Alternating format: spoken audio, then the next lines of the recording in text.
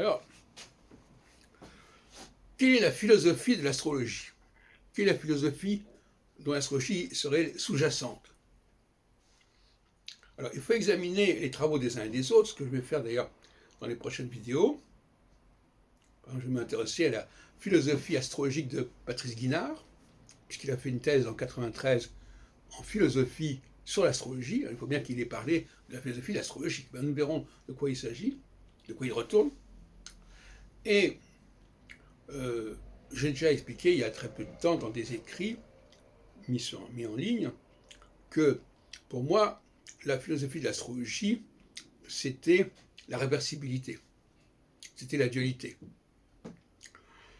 C'était le fait qu'à un moment donné, les choses sont comme ça, et à un autre moment, elles sont autrement. Et qu'après, ça revient. Et pour moi, la bêtise par excellence des gens, c'est quand ils croient que leur situation n'est pas réversible. Et que ce qu'ils ont obtenu, ils vont le garder indéfiniment. Ce qui est absurde, puisque par définition, ce qu'ils ont obtenu, c'était déjà le résultat d'une réversibilité antérieure. Est-ce que vous voyez ce que je veux dire? C'est-à-dire que, par exemple, pour partir, il faut déjà être installé. Et s'être installé, c'est déjà mettre fin à un mouvement. Donc de toute façon, rien ne s'explique sinon dans une réaction par rapport à une situation précédente. Par exemple, si je mange, c'est que j'ai faim. Mais une fois que j'ai mangé, je n'ai plus faim. C'est aussi bête que ça. Donc il faut attendre que j'ai encore faim pour manger. On voit bien qu'il y a une dualité. C'est aussi bête que ça.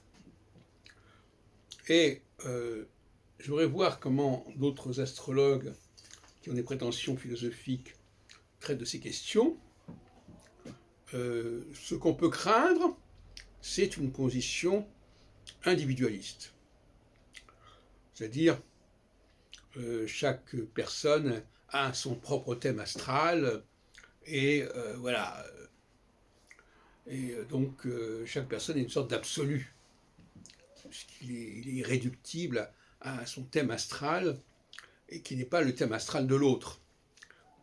En revanche, et je terminerai là-dessus, Jupiter va valoriser, je reviens à une vidéo que j'ai faite tout à l'heure, va valoriser les entreprises individuelles, mais les entreprises individuelles des leaders. Le leader, ce n'est pas un individu ordinaire. Le leader, il n'est pas simplement concentré sur son petit moi. Il sait que son moi va avoir un impact sur un grand nombre de personnes. C'est ça le point n'avait pas perçu André Barbeau, c'est qu'entre l'astrologie individuelle et l'astrologie mondiale, il y a cette astrologie des leaders qui est à mi-chemin entre l'individuel et le mondial. Que le leader est à la fois un individu, mais qui a un impact mondial.